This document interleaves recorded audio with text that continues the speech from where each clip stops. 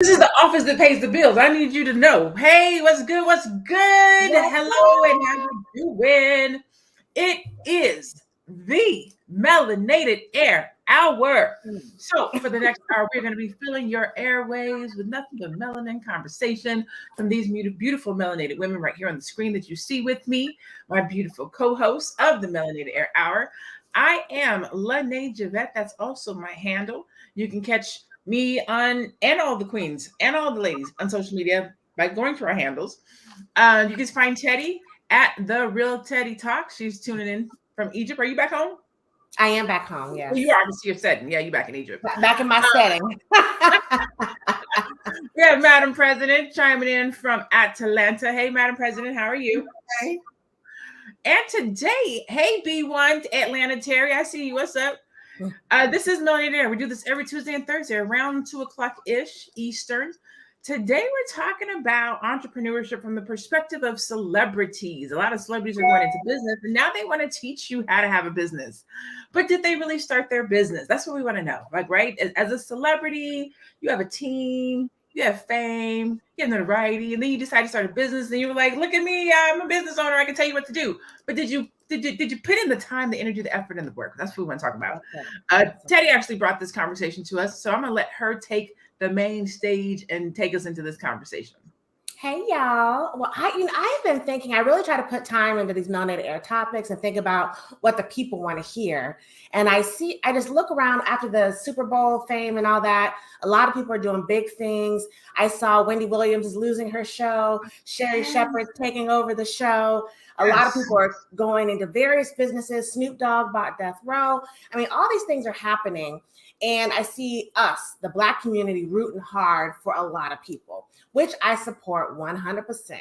But my question was, should we be following their lead when it comes to business, entrepreneurship?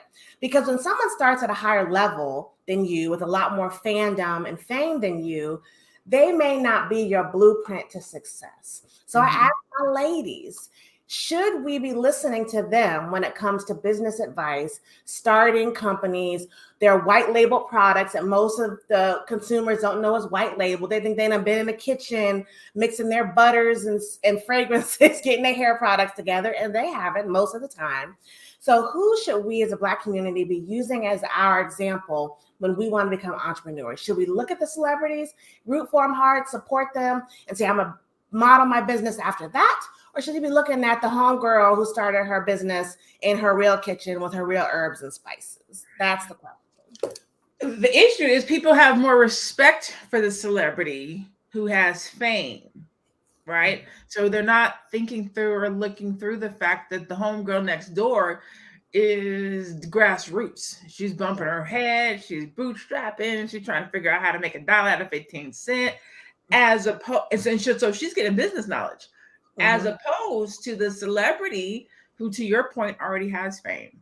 They already have an audience.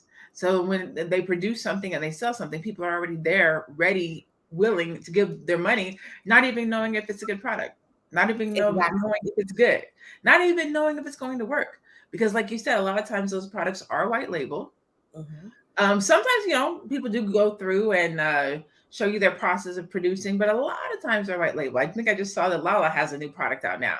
Like all the celebrities are going into entrepreneurship. What are the entrepreneurs gonna do?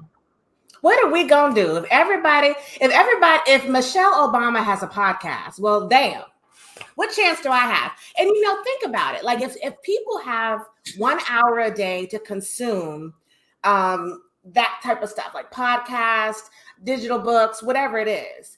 If I have a podcast and I have my hour show, Melanated Air, and Michelle Obama has her podcast and she has her hour show, then that kind of steals it, because it's like, well, I want to hear what she has to say. And I'm not saying she doesn't have anything good to say, but I think I have something good to say too. And my experiences might better align with your experiences, because we both are real people. And not that she's not real, but I'm just saying she doesn't have that celebrity.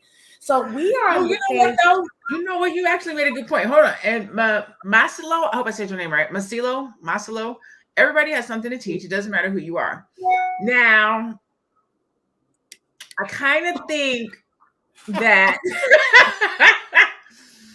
Michelle and Obama just is a teeny tiny bit different. Nope. Because what I was about to say, I just literally was going to contradict myself. I was about to contradict myself because I was going to say, yeah, but they started out as regular people, but celebrities did too. Celebrities started out as regular people who worked hard to get their fame, and then they leveraged that fame to do whatever it is that they're doing. I think. Oh, sorry, LaNée, go ahead. No, go ahead. No, I'm listening and I'm in agreement because I think, we struggle a lot of times as entrepreneurs with real business. A lot of times when we start talking about entrepreneurship, we start talking about the proper way to handle your tax business, the proper way to, are you a C Corp or are you a LLC, when to go incorporated. Those are things that people are still having trouble with, right? And so I had a few conversations because I have a small business, but I was talking to my therapist and she was just saying, small businesses sometimes have, 25 about 25 employees and can average, $7-8 million a year. You have some people that are just small and you have some people that are truly just infant businesses, where you are just micro, you are literally at the very beginning of something. And when you think about being in just anything, you want to start in the beginning of something. The celebrity don't have real business in the context of, a lot of times when you have an idea, you don't even know the first step with a trademark or a copyright. You don't even know how to truly do it. And not to mention, you don't even have the full funds to do it in the magnitude in which they know how. These are people who can come up with a concept or come up with something and have access to all the resources to make that thing come to life. Rihanna has a beautiful makeup brand and lingerie, but Rihanna is not a chemist. She does not spend time, trying to figure out the proper palette of a color for human skin. She don't do that with her time. She might do it on a level, right? But she's not a chemist, just like you said. She's not got the vials and stuff and doing it. And I remember Candy Burris was talking about her first restaurant and how she had some contractor that was working on the restaurant and they end up like not stealing money from, but they didn't fulfill their bargain and she lost like 50 grand or something. So that was a lesson to learn. She is a business owner, she's celebrity, but she learned a hard lesson. But how many of us have $50,000 to lose to a bad contractor? Hello. So we're following her lead and she's skipping all the steps, because she has an accountant already and she has a lawyer and she has this and she can go after him for that money and all that. You don't have that. So when you're taking their lead and you run into the same bumps they run into, you're not going to have the same outcome because you don't have the resources. Mm-hmm. Absolutely. Yeah. I think that says a lot, especially as Black entrepreneurs, and we're looking to people who have money to start a business, right? And so when we think, oh, I have to go and get something done, it's going to cost this much money. And if you don't have that money, then you'll skip over that step. Mm-hmm. And then you end up being in a bad position, or you don't end up having all of the knowledge that you need. When really, we're looking at other entrepreneurs that are in the business, people that have bootstrapped, people that have had what they call it, 10 toes down. In business and entrepreneurship, who started out where you started out, who understand bootstrapping, who had to learn from the hard knock life of YouTube videos and the University of YouTube. Like that is really who we should be following. That's really who we should be learning from, because those individuals are just a couple steps ahead of you. One of my mentor, I used to struggle with this. My mentor was like, because people used to always say, I want to be just like you. And I would be like, aim higher. Like I used to always say that. And he was like, stop saying that. And I was like, no, I don't want them to just try to get where I'm at, like aim higher. And he was like, you don't realize that some people are just trying to get to where you are. That's it. They're trying to get to where you, and then like you do have to go higher than that, right? So here I pose this question. Is celebrity a distraction? Is it, I said escapism when we were talking before the show. I think a lot of people use, it's like, I'm rooting for everybody. I'm rooting for everybody Black. I think Issa Rae said that, which is 100%. But I think a lot of times when we see Black celebrities be successful, we're rooting so hard for them that maybe we feel like we don't have to do it because they've done it, right? They opened the restaurant. They got the Trap House Museum. They got the whatever it is. So we're rooting for them because we see the Black faces up there doing the thing. Jay-Z is a big one. Jay-Z owns the Super Bowl or NFL and baseball, and we don't know the details of them deals. We don't know that he owns a percent of a percent of a percent. None of that, right? But we're rooting for them, and then maybe we won't strive to own our own NFL team because he already got it, you know? So that's what I meant by escapism. We're using them, vicariously living through them so that we don't have to fulfill our own dreams. You know what? That's a great point. We do see a lot of times that we'll have people sit on the sidelines rooting for other people to be successful instead of putting that time and energy into ourselves to root for us to be successful, or to invest in us to be successful, or to follow our dream, or to do whatever it is that we want to do. Hey, Sarah. That's very true. Hey, so in the audience, how many of you guys are entrepreneurs or business owners, or want to be entrepreneurs or business owners? What are you struggling with in your business? I know when I first got, so now 9 years in the game. Next year is my 10-year anniversary. I'm so excited. It'll be 10 years next year. Huh? I said congratulations. Thank you. I'm doing a retreat next year. An entrepreneurs retreat. I'm gonna take 10 women. We're gonna go to Anguilla, and I got these dope mansions, and I'm gonna do this dope retreat. Like, I'm so excited. It's gonna be fresh. Like, we started looking already. Hey, Sarah. So Sarah says, I am a life coach. What's up, Sarah? Yes. What were some things you struggled with in your business early on, Sarah, or that you struggle with currently? And one of the reasons why we're having this conversation, not the only reason, but one of the reasons, Teddy is an exit strategist. I am a business strategist and profit potential coach, and Madam President has her own business. But we do this, one, because Black folks, I personally believe that Black people's economic empowerment is going to come through entrepreneurship. Like, that is my belief, right? But I also believe that we lack the proper knowledge to operate a business.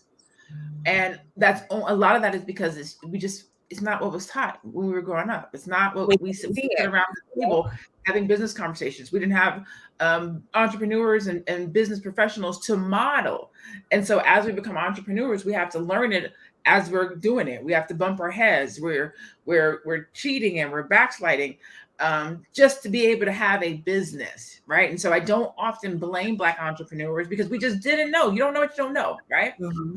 But when you get into this space at this point, now in my life, I've dedicated my time, energy, and efforts to helping Black-owned businesses upscale and get to the level where they need to be. Because, again, I believe that's where our economic empowerment is going to come from. Hey, Melissa. And so in about 2 weeks, I'm putting together the Black Power Business Conference. And I'm going to show you guys the page and get you guys some codes and some cool stuff to talk about it. Give me 1 second to show you. Boom. Okay, boom. And so it's the Black Power Business Conference. Look at all my beautiful friends. 20 Black women that are coming together to talk about business. So we're going to talk about funding your business. The conversations that day will be around business credit, which I did not learn about until I was in business for like 6 or 7 years. And I wish I would have known it early on because that would have helped me put my business together. We're going to talk about crowdfunding, which I did do. I raised $10,000 in crowdfunding, and it's something that Black business owners are overlooking, mostly because we don't know how to do it. But crowdfunding helped me to jumpstart my business by raising $10,000. And they're just going to talk about what it looks like to bootstrap and what that budgeting looks like.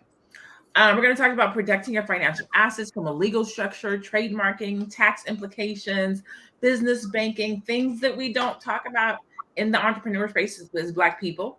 We're going to talk about mastering the art of sales. What does that look like? How to properly price yourself, how to pitch your business, how to close sales, what the follow-up process looks like.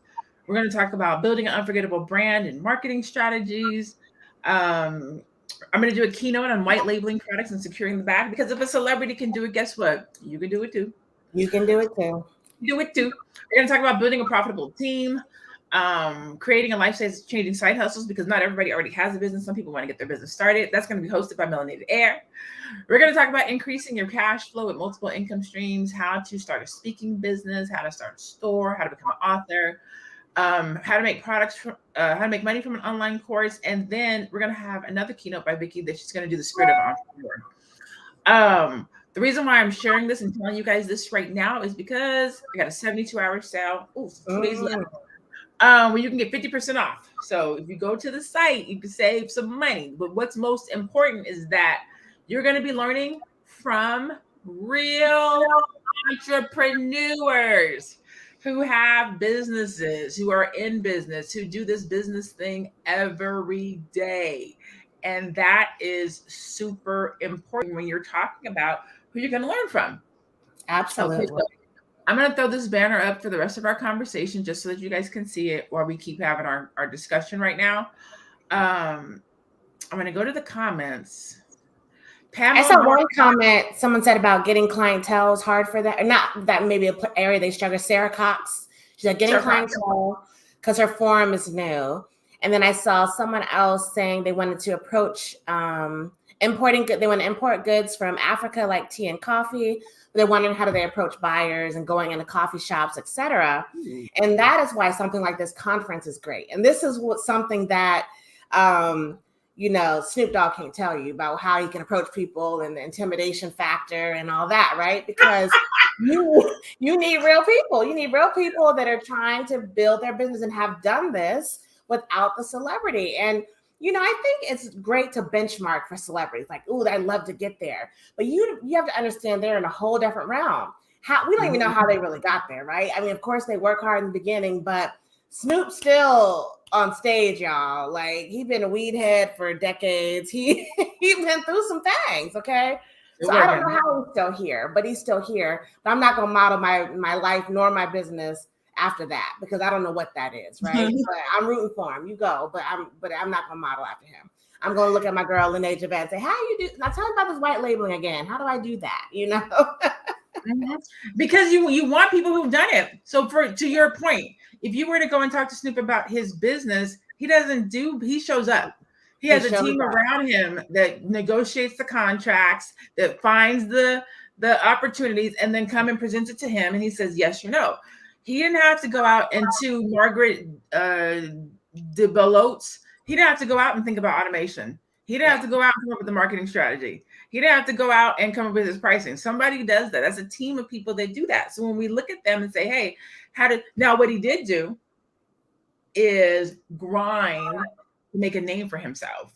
He was consistent and persistent, and he did strive for a goal. So if we wanted to talk about how did you become successful, that's a different conversation.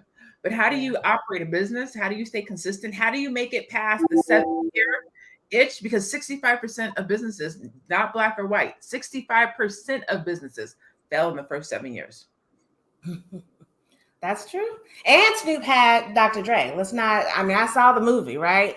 So if he hadn't ran up against Dr. Dre, I don't know if Snoop would have made it. I don't know if he would have been who he is if you didn't have that mastermind behind them keys and help you spit them bars. So it's all about the team too and who you surround yourself with, right? Mm-hmm. So rooting for people on social media may not be as good as getting up on the meetups and actually meeting with these people and talking to them, having conversations and networking and working together.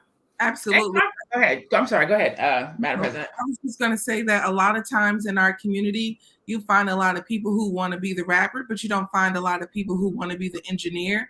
Yeah. And there was this group I remember around a few years ago during the Grammys period, where this group, they played instruments, they did all this sound, and they were like beating Beyonce and nobody knew who they were. Well, they were like these high-end engineers who also had made this album that was very popular globally. And it probably didn't hit a lot of Black folks, but it just kind of goes to show you. I heard an engineer say once, an engineer, a person like Jay-Z, he's popular off an album, but there's a lot of rappers who never reach his level of popularity. But then you have engineers that work every time Jay-Z makes an album, every time another artist makes an album, and they have a lifetime of, a good living for 40 and 50 years of their life. Oftentimes we remove that kind of skill set from that is required when it comes to talent. I think in basketball, coaches say all the time, I will take the person who shows up every single time that may not have the exact same talent as a superstar, but a person who shows up, a person who's listening will go much further than a superstar who just has talent. Somebody who's malleable, somebody who wants to show up and grow and do the grow. work. Yeah. And I don't know how true this is, but to your point, to reinforce your point, I was watching something on social media. I can't remember what it was, but they were saying, to your point about engineers and writers and how important it is to have the people that do the work, right? People who do the work. I'm not saying they're more important than the celebrities, but how important they are. They were talking about Lauryn Hill, and they were like, how many albums does Lauryn Hill have? They're like, one. And they were like, because she lost her writers and she lost her engineering team. So she hasn't been able to come back and put that magic together to put out another album. However, when you have the right team, you can make money off of one album for the rest of your life. That chick has not put out a new album, and she's still touring on that album because of the right people who she had the first time around. They were able to set her up to make money forever, ever. That's it. But that's a good story. But that was the craziest time of her life because those people sued her, and it was the most difficult time. Basically, she said it was the most difficult time that she had in music, and it really changed the trajectory of how she does music moving forward. She doesn't even have the same, I don't know, she didn't own it. It was theirs, and she didn't pay them for it. So because she didn't pay them for it properly, royalty wise, back to doing business, She didn't do her business right. She can't use any of those beats, any of those sounds. So she can still use the songs. She's still singing the song, but if you've ever been to a Lauryn Hill concert, it's not the beat, it's not the music that you recognize. Like you're not gonna be in there swaying to this. It's some different music or sound, but her lyrics are still there. So again, you gotta do your business right. You gotta do business right. It's not pretty. Business isn't pretty. It's something you just gotta do. Like having an accountant, having a lawyer, having like a mentor. Those are not the sexy side, because those people are like, wait, hold on, what you doing? And why did you do it that way? And maybe you should think about this. But you need that to be successful. You can't just be running with scissors. Like you need somebody to grab you and say, hold on a second, look at it this way, so that you can get it done right. You can do the right thing and do it the right way. So Sarah, you said you're freelancing right now, getting clientele. You're looking to get clientele right now because your form is new. Okay, cool. You said my business is about health and wellness, but Black people really don't understand. Ooh, so that's not a true statement. Black people do understand it. One of the things one of the biggest issues that we have in the Black community when it comes to entrepreneurship is understanding our target market. And your statement when you say that Black people don't understand health and wellness, it's not true.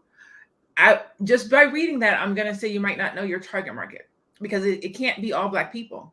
So if your product is health and wellness, then your niche market are going to be Black people who understand health and wellness. And it's very important to them. So you have to know your target market. I spent hundreds of dollars in Aswan, Egypt, and it wasn't on things. It wasn't on trinkets.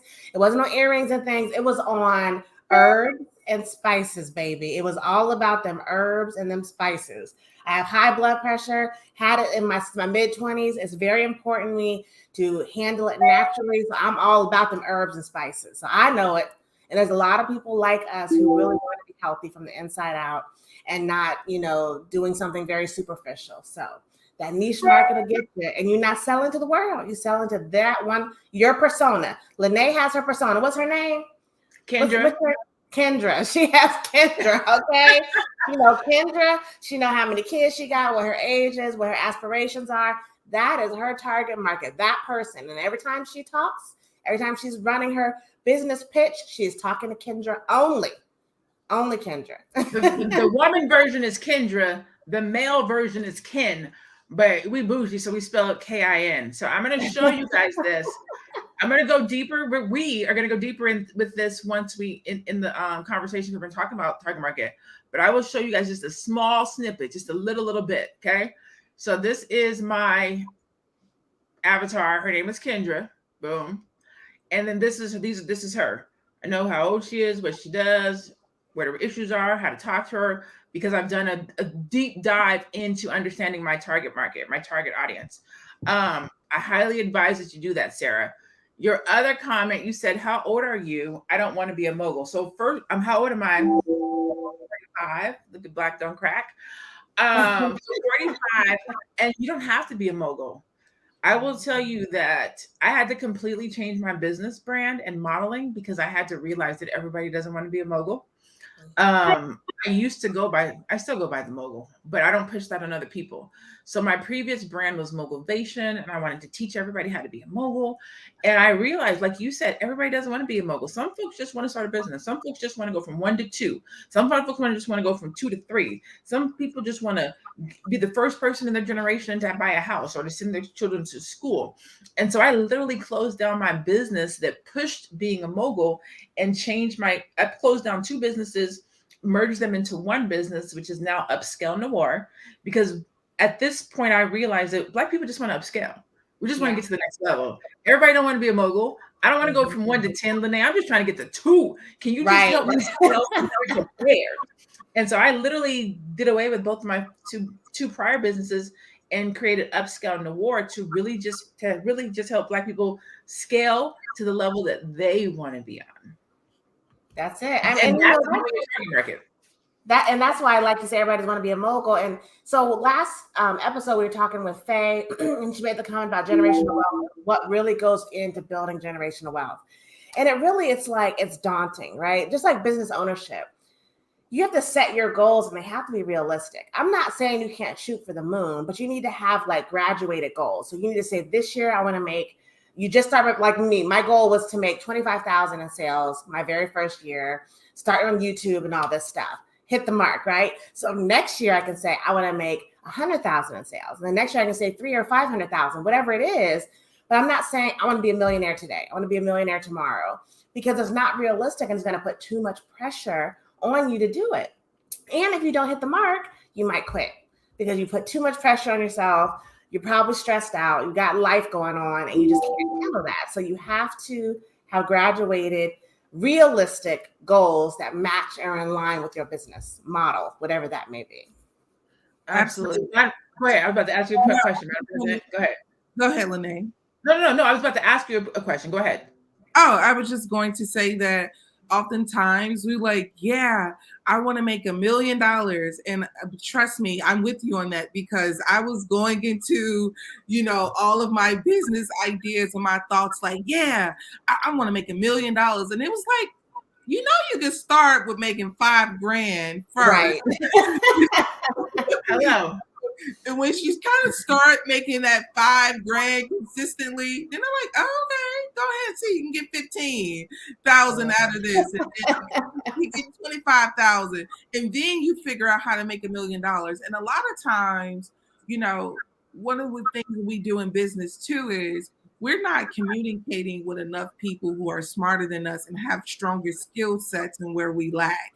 So if I'm not a tech guru, and I know that I need some tech experience to get some things completed, I need to connect with people that can do that. There's no way that I'm going to have a successful business completely removing this part out of it when I need it, So I think we have to keep that in mind. We have some people that are stronger communicators. If you got good ideas and you do not have the vocal ability to articulate, then you need to get your good friend that talk well start helping you articulate these concepts, because it can happen. I feel like one of the things about our community is, and I've always felt like this, is too many of us that's trying to get to the same place alone.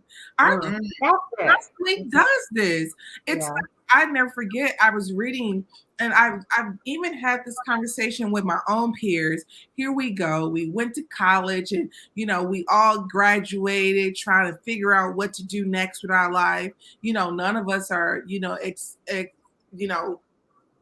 pouring out of ingenious to the point where we don't have to work, obviously. So then it's like when you ask them, hey, let's come together, any thoughts, ideas, and concepts that you have that maybe I have the skill set that can help you take what you want for your life out of the next level. People act lost. They act slow. They like, they don't know what exactly to do. But it really made me think, because I used to be heavy and, I want to go into marketing. And I didn't understand or didn't have an idea about marketing until probably after college.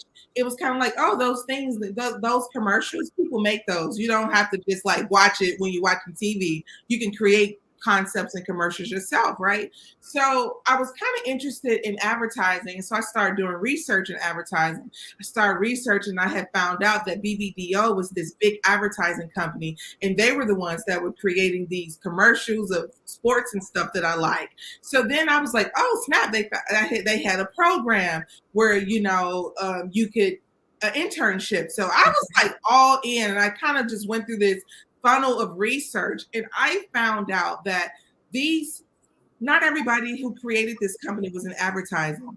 But there were like 4 college friends. They had all took out like a collegiate loan, and they basically took out whatever it was. They had about maybe $12,000-$15,000 per person, and they literally started a business together. And one person was the person that was in marketing. The others just knew that I want a business. I want to be a part of a business. We're going to have to work for somebody anyway. Why not do it together? And I feel like the more you connect with those people that has that mindset, I guarantee you all of our businesses just begin to flourish. All of them. I wonder if it's the trust issue within our community, right? We don't trust each other. And maybe that goes back to the celebrity. It's so much easier to buy Beyonce's screen printed clothes than it is to buy your homegirl Keisha screen printed clothes, because you don't want Keisha to get the bag. You don't want Keisha to have more money than you. You don't want to be paying her or whatever the deal is. But Beyonce is so far out of reach, so far out of touch. You'd rather give your money to her because then you can't see what she's going to do with it. I don't know what that is, but I would like to know what the. No, I think it's a value add. I think it's that people put more value on the celebrity's product than they do their friend Keisha's product. So some of it is you're close to Keisha, and Keisha, you're going to use my money to do this. Some of it is that I do think some of it's that, but I think it's more that there's value in what people think that there's more value. It's going to be a better quality. It's going to be, and it's Beyonce made it, so it's going to be, the thing, opposed to what Keisha's going to do. Keisha, what they say, your little business. Keisha's little business. She started her little bit, and we're not talking about our homegirl Keisha Ravenell. I'm just using. I use a random name generator, and then I'm like, but Keisha, I shouldn't even say. I should say a different name. Kendra. Yes, yeah. So there were 2 comments over here I wanted to hit up. One of them was Kiki. Hey, Kiki girl. She says, hi, ladies. I'm just coming in. You all look great. Hey, thank you. Question. I know that being an entrepreneur is about pleasing your customers, but to what extent? If people feel your prices are too high, should you compromise and change your prices? Thanks in advance, entrepreneur in the making. Can I say something? Everybody say it. Go ahead, girl. The thing is, I'm gonna be honest with you. If what's happening is, it's not that your prices could be too high. It's just that you're not selling to the people who have the money to purchase your product. When you're selling to the right people, the prices aren't too high. Now, when you are selling a similar product, it's your responsibility to provide the value of your product. It's not people to see. It's not people's responsibility for them to look at your product and see that it's valuable. Damn, I sound like I'm running a good business over here. I'm liking this. You are. And that's why people got to learn from entrepreneurs. You have to learn from yes. And you know your costs. Like you've set your price accordingly, right? You know whatever it costs to make it or do that thing, how much time and effort you put into it, what your competitors are charging. If you have all those factors, then maybe the people who think that is too high is not your target audience. But if they're not your target audience, you can't be selling to them. Okay, you have to go outside of that group and sell to someone who's going to pay the price. But yeah, I would not discount your item just to make people happy because they're still not going to be happy. They probably still won't buy it. So that's just my advice. Like if they want it, they're going to get them coins together and figure out how they're going to get it. Just like they do anything else in the world, right? Absolutely. They do it for a purse. They do it for hair. They do it for vacation. The thing that I tell my clients is don't compete on price. If you compete on price, you're going to be in the mucky muck and you're not going to run a business that's going to make you feel good. You have to decide if you want to be the low cost option or the high quality option because you never see low cost and high quality together. Right. They just don't go. So either you're going to compete on price or you're going to compete in your product. And if you compete on your product, you don't have to compromise. I heard something the other day.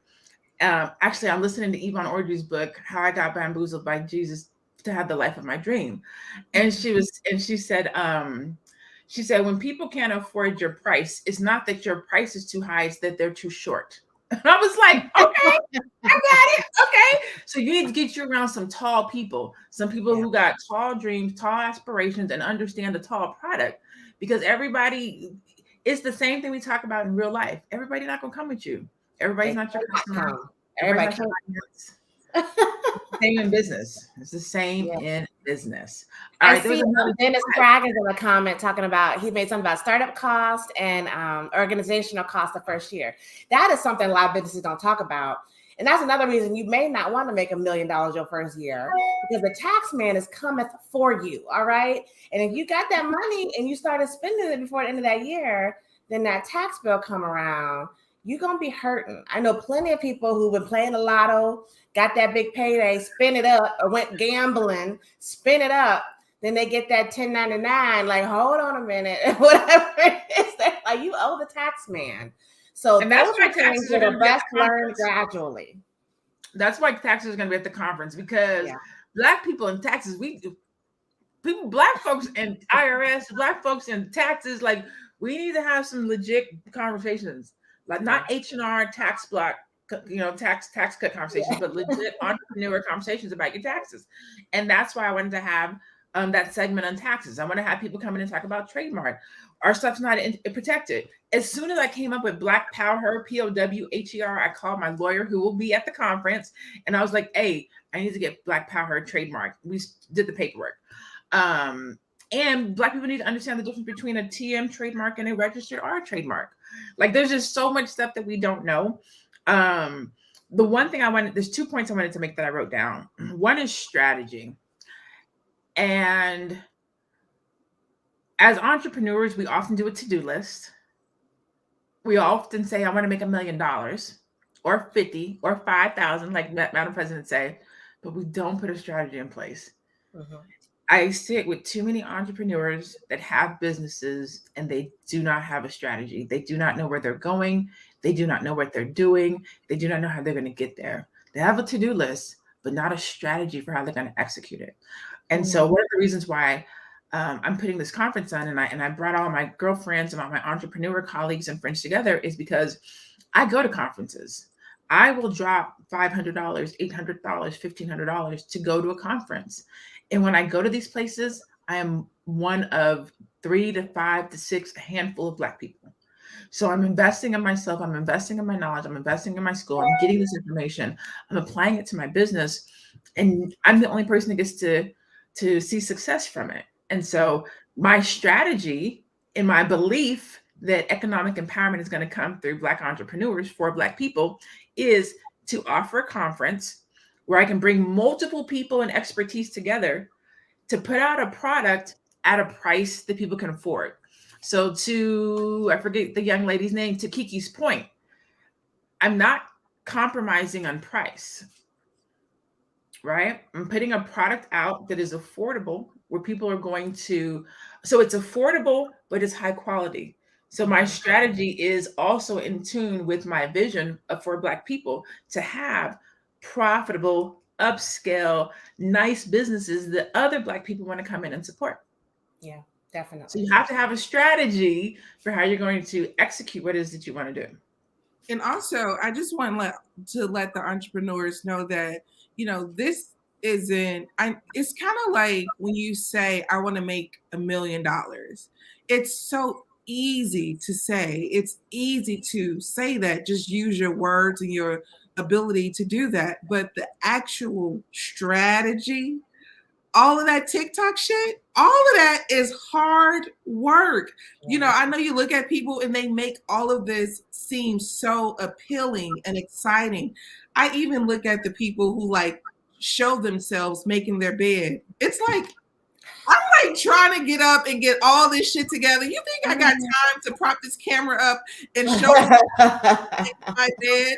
Like, this is what we've come to. So I just want to let all entrepreneurs know that, as you go through all your different strategies and it is taxing, don't give up on on this idea, because it's not easy, and you're not coming from generational wealth. You're not coming from, Kim Kardashian with her sex tape that sold for $1 million that places her in positions that you will never get to. You're coming from a different place and time, and you just kind of got to be committed to the process. And I feel like people are committed to like having that business idea because they feel independent. But guess what? It is not completely easy, so just be encouraged. And that's what I was trying to think. Don't make this look easy when y'all are changing the world. And I would say, to Madam President's point and to Dennis Braggett's point, it's not making it look easy. It's having the knowledge. Having the knowledge. Having the knowledge is what makes it look easy. People who don't take the time to invest in their business are the ones that are like, oh my God, and stressed out and money's not right and I don't know what I'm doing. That's why it looks hard, because they don't have the knowledge. When you get the knowledge, I'm not saying you don't have bad days and y'all don't still be over here up in the corner crawled up. Like, oh my God, what am I going to do? But it's at a different level. I'm not crying over $50. You know what I'm saying? I'm crying over $5,000 or $10,000. Your cry changes as you but it's knowledge. Go ahead, Teddy. I'm sorry. I was just saying, when I was thinking about like this topic and stuff, and there's that expression that people say you shouldn't share your dreams not because you don't want people to know, but because it releases a hormone that you've got. So if you tell people you have your great idea, have a great idea, and you vomit it out, and then you've released this hormone like an orgasm, right? You've released it, and then all the excitement that you have built up about that idea kind of wanes. And then it's harder for you to go after the idea. And I don't necessarily believe you shouldn't tell people your dreams, but you shouldn't tell people that aren't going to help you do something with it. And I just think that is the expectation. You need to be around people that are helping you do something with your ideas. Literally, they are helping you build your idea, grow your idea, work with you on your idea, mentor you through your idea, fund your idea, whatever it is. And if you're not around those people, you need to find those people to be around, because that is what some other communities have that we don't, is that support, not just the knowledge, but someone saying, hey, here's this seed that I can plant in you to watch it grow. And I think our expectation is, we would like, why would someone help me start a business? Because they love you, they care about you, they believe in you. That's why they would help you. And so many other cultures and communities are doing that. So that is their expectation. So we have to get on board with that. And if you're not around those people, you need to find them.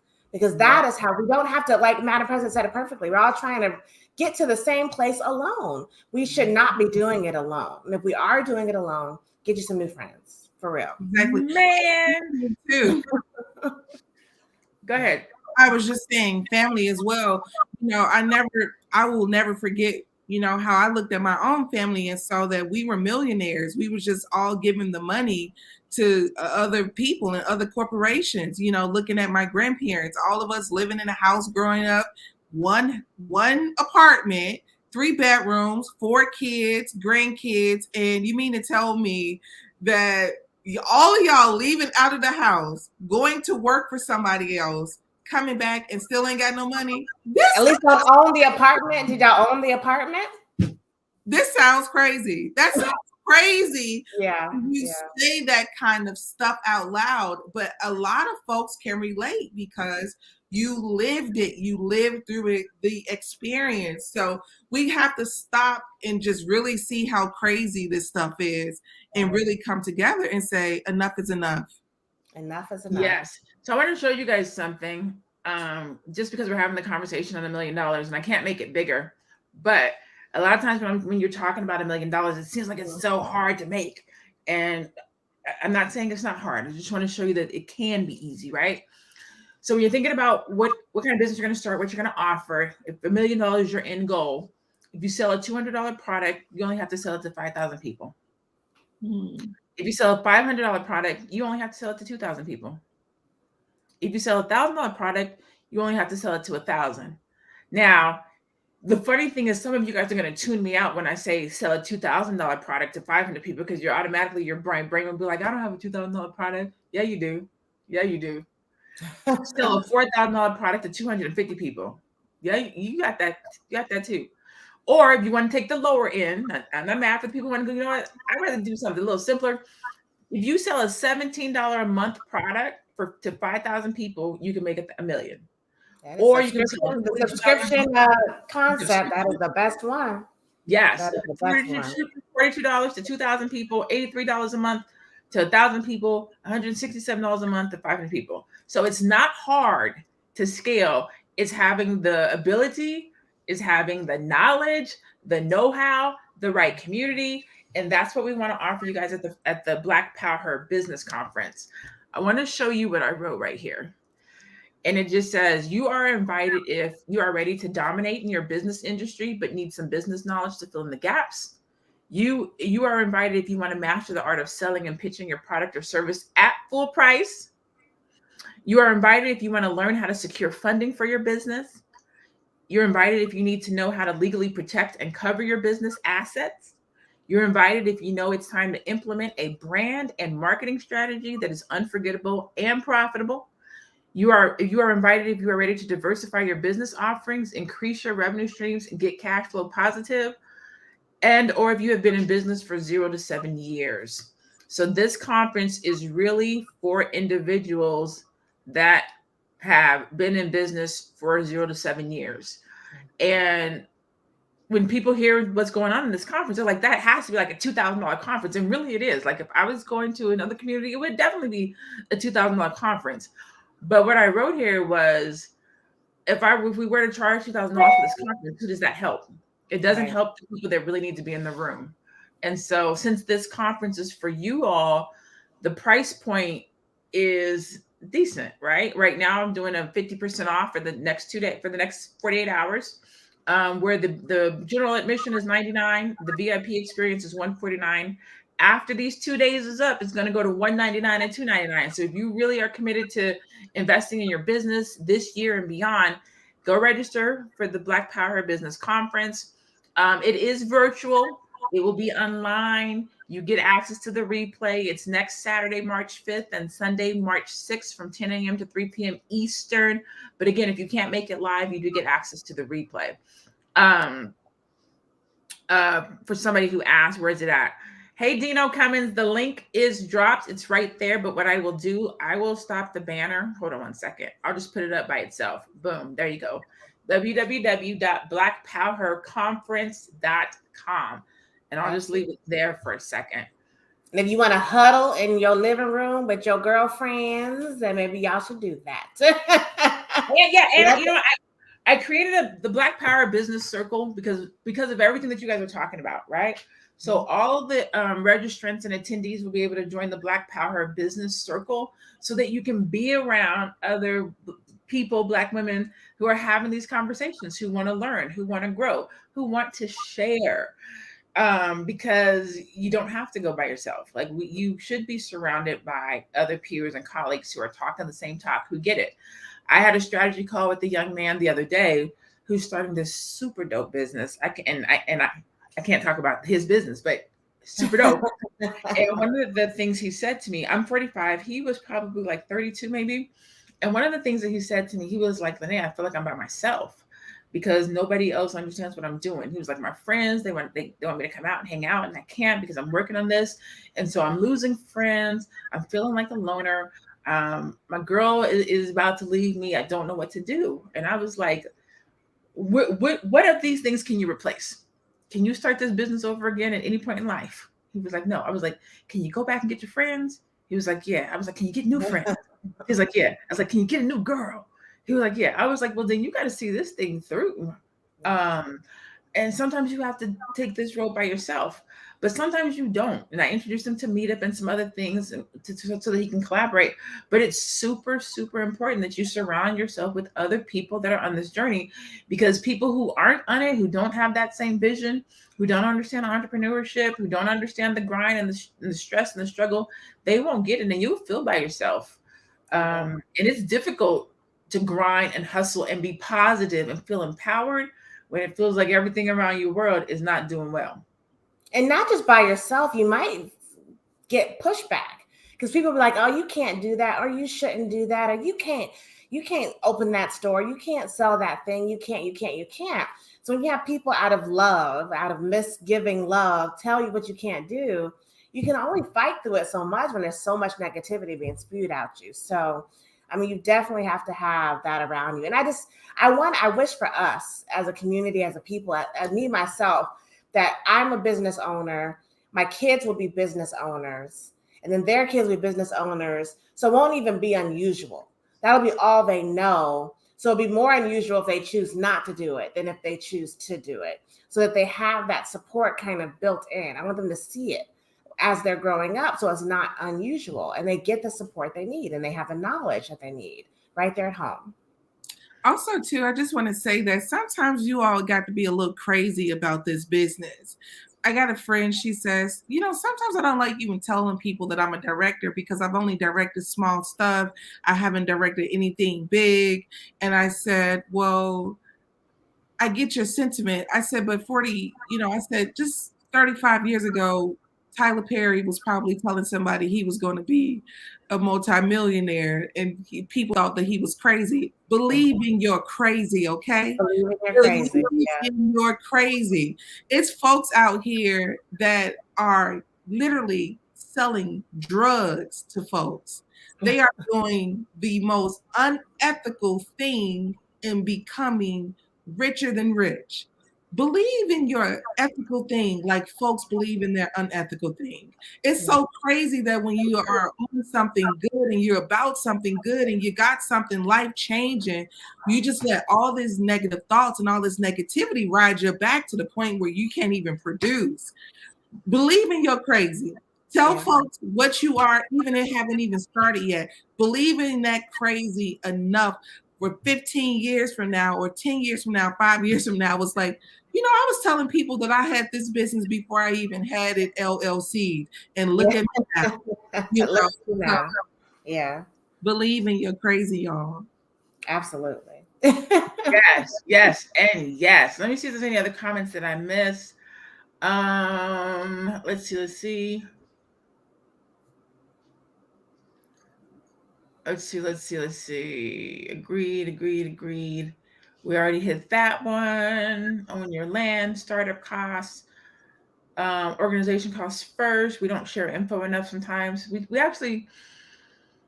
We did this conversation on help not too long ago, and one of the things that we said is there's a lot of information out there. Unfortunately, people don't always take it. People don't take the advice that's given. They don't take the information. They don't take the opportunities that are presented to them. My goal for this conference is 500. I want 500 Black entrepreneurs to show up to this event and receive, right? I put the price point at a place where I feel like entrepreneurs in years 0 through 7 can show up. And they can be blessed. They can learn about funding. They can learn about marketing. They can learn. There's so much to this business game. And if you're not in a room to learn it, you're going to get left behind. So the information is out there. People just have to want it and apply it. Let's see. What else? Specific, measurable, achievable, relevant, and time-bound goals. I think you're talking about SMART goals. let's see, Kiki. I was looking for Kiki. There she goes. Do you have a YouTube channel? We do. We're actually on YouTube right now. We're on 8 different platforms. But you can definitely go and follow and like us at Melanated Air. We're on YouTube at Melanated Air. Plus, I believe Teddy has her own YouTube as well. Teddy, what's your YouTube? Teddy Ewing. Teddy Ewing Okay. on YouTube. I'm on there. So you also can follow Teddy and Teddy Ewing. I have my own personal YouTube, which is LaNée Javet. And then you guys can also follow Melanated Air. We are there also. Yes. Let's see. Y'all make this look easy. We talked about that. Drop the link. The link is right there. And Adrian said, we need to learn to keep grandma's house instead of renting. That's the truth. My mom just bought this new house. She had it built. She built from the ground up, and we call it the legacy house. So my mom is 65, 60. No, she's not 65. I'm 45. She's 62. And she bought this house, let's say 3,500 square foot house, brand new, built from the ground, pool, all that kind of good stuff. And me, her, and my 3 sisters put all of our love and energy and effort into this house because she's like, this is the house that I'm going to leave you guys. So she calls it the legacy house because it's our house. She bought it. She canceled one of her insurance policies, and she was like, look, we're going to put this into the house. And then she let us buy into it. She was like, so this is your guys' house. You guys will split it equally. But if anybody wants more, then you can put it in on the down payment. You can put in on monthly stuff. You can put it on the pool if you want a bigger percentage. But if not, everybody gets it three ways. But that's super important when we start thinking about grandma's house, owning it instead of renting it. We can buy it. We can buy the house. We can buy the house that grandma lives in. We can buy the house that we live in and have everybody split the cost for that. Business can be done. Legacies can be created so many different ways. Yeah. I just want to say too that my grandfather, I talked about how we rented my whole life. Well, guess what? We've been having this public conversation of, home ownership in the Black community that even my grandfather heard about it. And we started talking more and more. So a couple of years ago, my grandfather bought a property. Now, mind you, my grandfather also is a veteran and all of that. So he got great benefits. He doesn't have to pay taxes.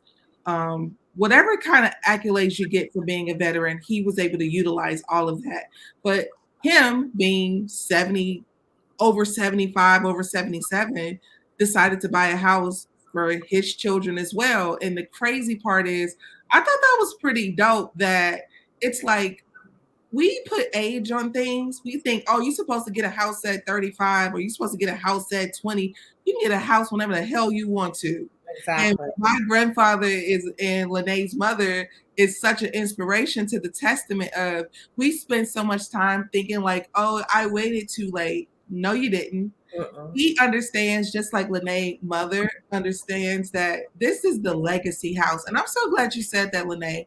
I think I'm probably going to pay the light bill over my grandfather's house because you mentioned that. Just because it's the legacy house. Yeah, definitely. As long as he got his paperwork and how he gonna leave it, if and when he passes. Trust, yeah. That's what. And I just say that because. I have people that don't want to talk about it. Like they be like, I don't want to talk about it. I'm like, ugh, I don't even know what to do with that. Like, we got to talk about it. That's one thing we all know for certain. We ain't going to be here forever. That is the one thing we all know without a doubt. So you have to plan for that. Whatever that looks like, you got to plan for it. Yeah, if you do get a legacy house, make sure you have a trust. My mom does have a trust. If you know me in any kind of way, who I am and how I operate, when y'all come to this event, y'all gonna be like, damn, I've never been to an event like this. I operate at a very high level. I am like 30% off of my mom's tree. Like, she is the epitome of having her shit together. So she has a trust. She's damn near wrote her own biography or whatever the memoirs. The memoirs, yes. She's already picked out where she wants to be put to rest at. It's already paid for. She's like, I don't want no problems, no issues, no stresses when I pass away. She's like, if you guys argued over things when I pass away, she's like, that is what would destroy me. So everything is done. Y'all don't gotta worry about nothing. Yeah. I'm okay. I love it. Yeah. So, all right. So today we talked about business. We talked about entrepreneurship. Who should you learn from? We talked about do learn. do make sure you invest in yourself and your business because it's your legacy. We talked about bringing your children into this. One of my panelists, my homegirl, Dr. Sheba, I'm so proud of this chick. I remember when she came to one of my classes and she took that class and she created a family business for her two girls. They have a storefront. They sell cupcakes online. They have written a book, so they're authors. These chicks are like 9 and 11. Yeah. And the homeschooler coach. She has her own homeschooling school. Like she took one class and turned it into these multiple different streams. She's an author. She's a speaker. She has a storefront. Her kids have their own business. Her kids travel. And these chicks are under 12. But it's important to understand the dynamics of business, the dynamics of family business, the importance of investing in yourself and your business. Like it doesn't happen overnight. It's not quick. It's not easy. It doesn't get easier, but it's so worth it. Yeah, it's so worth it. It absolutely is. Absolutely. Yes. Any final thoughts before we head out of here, ladies? I would just say follow your dreams, live your dreams, and don't live vicariously through other people. I think you can do what you want to do. You should live the life you want to live, right?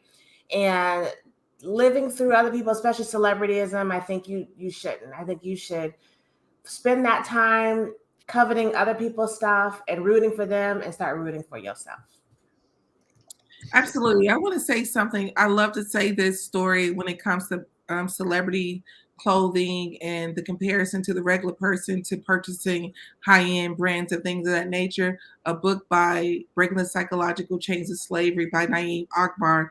He always discusses how Black people begin to basically their fashion. Only reason a Black slave had a coat or a hat is when master would give it to them. So a person on a plantation would think, oh, this person must be master's favorite because he has a hat for master or a coat for master. So a lot of times when you think about your favorite celebrity and what they're wearing, you hear, oh, I'm wearing a Balmain or I'm wearing Gucci, but you never hear Gucci saying, this person is wearing my brand. You never hear them because they don't care. It wasn't for you. It wasn't created for you. It wasn't created with you in mind. So a lot of times, you got to dig deep to figure out what your interests really are. Because sometimes what's been forced on you is not even truly for you and what you want. So I just want to say, like Teddy, figure out your own life's dreams and desire and figure out what works well for you and your house and think about longevity. Too often we're thinking about, the next few years. We're talking about lifetime, what your family going to be saying about you when you are buried. And I feel like that is a much greater feeling than, the current status quo online. Yeah, absolutely. Yay. I just want to say I love what I do, and I love that I get to do it with you guys here in this platform in this manner. Please make sure that you guys go and support my co-host.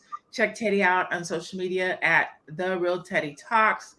She is dope. She's amazing. Go and love on and support Madam President at the number 1 Madam President with a Z. This is the Melanated Air Hour. We do this every Tuesday and Thursday around 2:00 p.m. ish Eastern. You can also catch them with me live next weekend at the first annual Black Power Business Conference. I'm so proud of this. Y'all don't even I'm excited. I am excited. I'm so excited for this. You have an invitation if you can identify yourself there. Literally 20 dope Black women taking the stage. We're going to be talking about funding your way to the top, protecting your financial assets. We have to have the legal talk. We have to have the trademark talk. We got to talk about taxes. Mastering the art of sales. Too many people get stuck on pricing and pitching and closing sales and making money. We're going to talk about how to build an unforgettable brand and marketing strategy. My brander and marketer is going to be in the building. She's amazing. I cannot even wait to introduce you guys to her. I am going to talk about white labeling because I feel like it's a missed opportunity, and I want to make sure that Black people know how they can secure their bag through white labeling. We're going to talk about how to build a profitable team. Whether you're a solopreneur or a full-time entrepreneur, my homegirl that has a multi-million-dollar business in trash, she's going to be coming and talking about what it took to build her team. It's going to be super cool. Melanated Air is going to be there talking about creating a life-changing side hustle, kind of what we've gone through, what that transition looks like when you're moving out of your 9-to-5 to full-time entrepreneurship. We're going to be talking about increasing cash flow with multiple income streams. I really want to press in on, how to diversify your business with events, maybe becoming an author, creating a speaking element to your business, or starting a store, which I'll show you guys really quickly. I threw this store together for this event in about 30 minutes. So I won't be able to show you guys how I did it, but I will be talking to you guys about how you can add a store element to your business. Okay, this took me like 30 minutes, but that's because it's what I do. Okay. We're going to talk about how to make money from an online course or digital product. And then we're also going to do another keynote on the spirit of an entrepreneur. Again, it's Saturday and Sunday from 10 a.m. to 3 p.m. Eastern. It's via Zoom. So if you can't make it live, you can watch the replay. It's going to come with the Black Power Business Master Plan. You guys can go to the website to see what it all is going to cover. It's 8 business panels, 2 business keynotes. You get admission to the Black Power Business Circle, virtual swag bag, access to the replay, discount codes, and the investment is only $199 for general admission, $299 for the VIP experience. But right now, for the next 48 hours, you can get them for 50% off. Okay, $99 and $149. The low is not going to be this low. Not only will it not be this low ever again. Right now, it'll never be this low ever again. Next year, it'll be higher. Today's price is not yesterday's price. There you go. So definitely go check it out if you would like to see some increase in your business. If you like to understand strategies, if you like to talk about trademarking, intellectual property, taxes, crowdfunding, credit, business credit, how to start a business, how to leave your job, social media, marketing, any of those things are things that you need to talk about. I hope to see you there. See you there. Love it. All right, coolio. Well, we thank you, like always, for tuning in to the Melanated Air Hour. This is Tuesday, so we'll be back again this week on Thursday at 2:00. We'll probably have a full panel. Faye usually is with us on Thursday. Keisha should be with us on Thursday, and so you might get all 5 of us. We'll see. But we love you. We appreciate you. As always, continue to stay Black, be blessed, and be one.